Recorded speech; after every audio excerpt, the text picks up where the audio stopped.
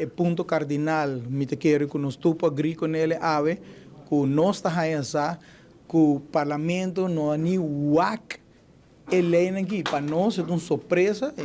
quase me cabeça, nós não podemos compreender que o parlamento, onde que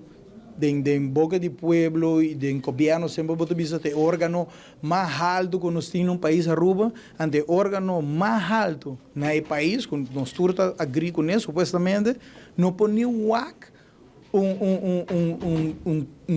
tópico que está sendo grande, que do Rijkswet, que nós estamos discutindo com a Holanda, com nós mesmos parlamentares, está algo que nós vimos no passado, que nós íamos para o Brasil, com a LNG, nós firmamos cópia país aruba 20 anos, que o parlamento está agrícola com na Noniwage,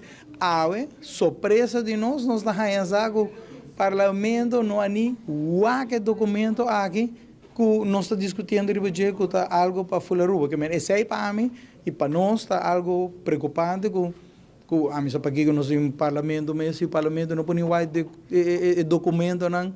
que está negociando para um país Aruba. Isso aí para nós está algo preocupante. Bom, a petição está duidelijk, mas se o parlamento menos para o Wagen, obviamente o Grêmio não seguro, não vai chegar na Wagen, mas está triste sim que o órgão mais grande, mais alto de um país não pode Wagen com aqui. Isso aí para nós é uma preocupação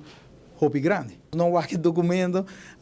se nós não fazemos perguntas se nós não há, mas imaginamos que o parlamento não pode é algo preocupante de um governo. Nós estamos dentro da competição, mas não é Rijkswet, sino